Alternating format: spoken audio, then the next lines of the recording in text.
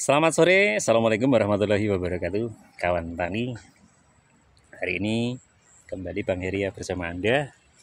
Masih seputar ubi jalar yang ada di lahan. Nah, ini tadi saya sudah pagi-pagi sudah nanam. Wah, ternyata siangnya panas. Wah, akhirnya seperti ini ya. Banyak yang layu, tapi jangan khawatir, nanti akan bagus tumbuh kembali setelah besok pagi ya. Biasanya seperti itu ya. Karena di sini masih sering ada hujan, jadi aman-aman saja ya, walaupun nanamnya di pagi hari. Ya biasanya nanam itu yang memang paling bagus seperti saat ini ya. Ini sudah sore, kalau di sini sudah sekitar 3:30 ya hari ini jam waktu Indonesia bagian barat. Hari ini sayanya agendanya mau nanam ubi jalar jenis ubi madu ya. Gimana caranya, tutorialnya untuk Anda kemarin juga konco-konco ada yang gimana Bang nanam ubi jalar itu yang baik dan benar ya. Hari ini saya mau bagikan teknik-teknik, salah satunya mulai dari pemilihan bibit ya. Ini kawan-kawan yang mungkin masih belajar atau mungkin masih pemula ya. Nah seperti ini kawan, ini saya pemilihan bibit untuk ubi jalar ini khususnya untuk ubi silembu madu ya, seperti ini ya kawan. Warna yang pertama adalah warnanya kecoklatan agak ungu ya, yang seperti ini. Nah kalau masih semua warna hijau atau terlalu muda jangan ditanam ya, mungkin lebih bagus yang seperti ini ya. Nah warnanya yang seperti ini ya, yang paling super ya, paling bagus ya untuk ubi madu. Ya jarak tanam seperti biasa, saya memakai jarak tanam sekitar 35 sampai 40 cm ya, tergantung selera ya. Kalau saya biasanya pakai 40 ya, kadang 35 ya, nggak pasti ya. Ini adalah lahan jagung yang kemarin juga sempat saya panen ya di video sebelumnya, tapi hari ini sudah penampakan ubi jalar ya. Nah, karena lahan ini sering hujan, jadinya kalau saya memakai ultivator akan malah padat. Jadinya ini saya kerjakan secara manual saja karena masih banyaknya curah hujan, jadi pakai manual. Tapi tetap gembur ya, hasilnya memang lahan kita ini bagus ya, seperti ini ya. Ini memakai sistem manual saja ya. Untuk penanamannya seperti apa Bang ya? Tutorialnya gini ya. Kalau saya atau di tempat saya, kita selalu memakai yang menancap pada lahan atau tanah itu 2 ruas ya. Mungkin di tempat lain ada yang 3 ruas, 4 ruas, bahkan ada 10 ruas tapi posisinya direbahkan ya.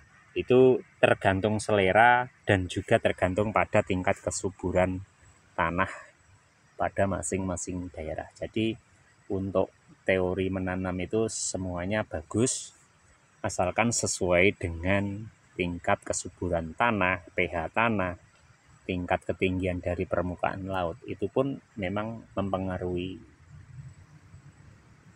tanaman kita ya. Tapi untuk di tempat saya ini ketinggian dari permukaan laut itu sekitar 600 ya, kurang lebih 600 ya, meter ya, dari permukaan laut. Jadi di sini memang cocok sekali penanaman ubi jalar jenis apapun ya.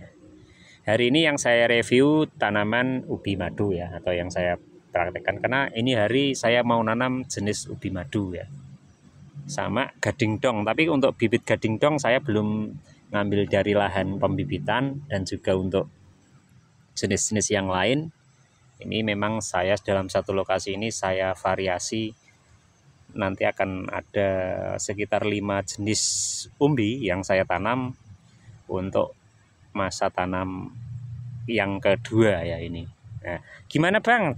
Langsung aja. Nah, ini kawan yang sudah saya ambil teorinya seperti ini ya. Kita buat lubang sedikit saja.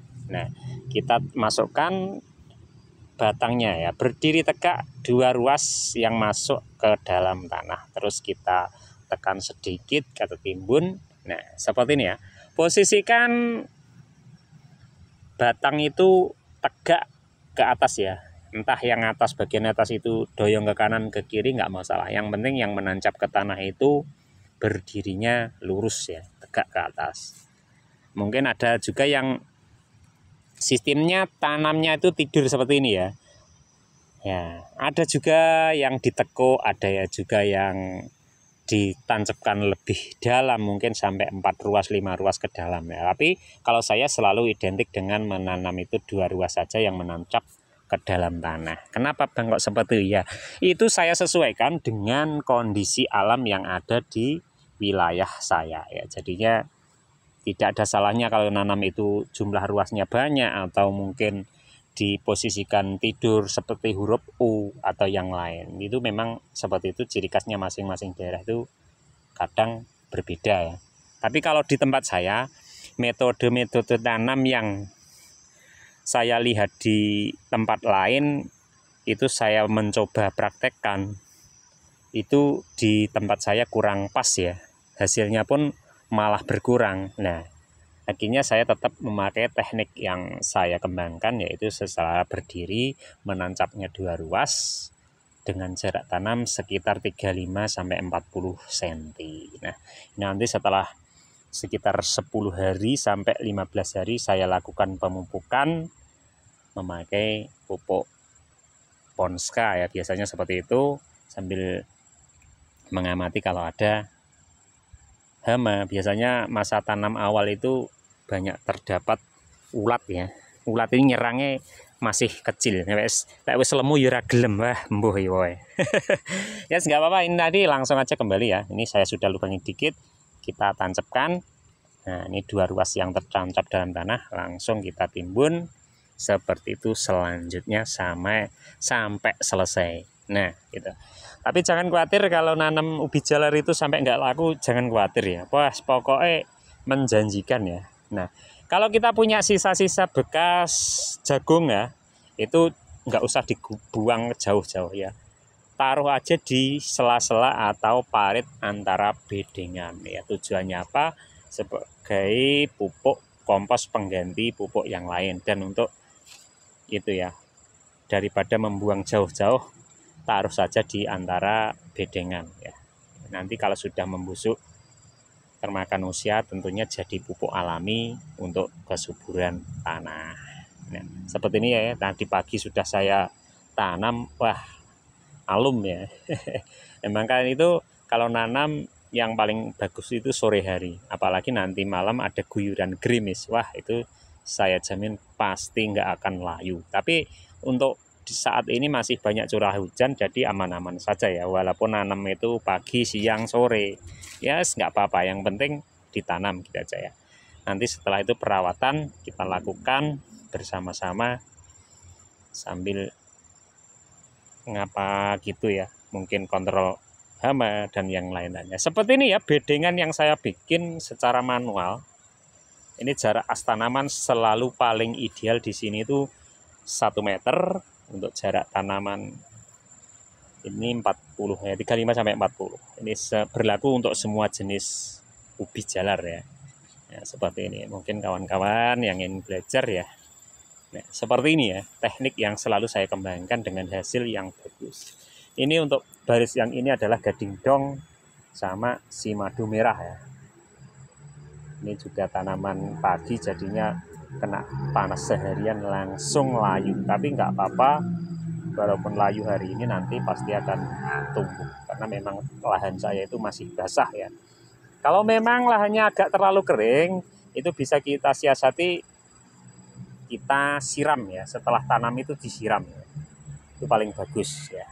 Daripada berisiko nanti mati kalau nanam itu disiram. Tapi jangan sering-sering disiram ya, karena memang ubi jalar itu butuh air tapi tidak terlalu banyak. Kalau memang terlalu banyak nanti terlalu subur cepat, akhirnya isinya kurang bagus ya. Nah, seperti ini. Ini lahan sudah saya bersihkan, tinggal membuat bedengan secara manual, karena kalau saya mau bawa kultivator tidak memungkinkan dengan lahannya masih terlalu basah ya, jadinya malah padat. Akhirnya saya lakukan dengan manual saja. Ya, untuk kawan-kawan tani yang punya informasi tentang pertanian, monggo dibagikan ya. Karena memang pertanian itu pokoknya nyeneng neati. Nah, ini juga ada kumbang yang cukup kecil. Ini jenis kumbang ya. Ini bisa mengganggu juga, tapi mudah sekali itu terbang. Jadinya kalau dipegang langsung kabur ya. Ya untuk ubi madu memang harus paling bagus itu pucuk yang kita tanam.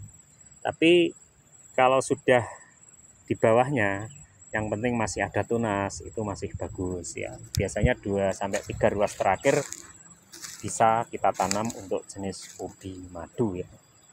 Untuk ubi-ubi yang lain ada spesifikasi khususnya ya, biasanya nggak sama ya. Kok begitu Bang? Ya memang ada ciri khas tersendiri dari ubi-ubi jalar yang kita kembangkan pada lahan ya.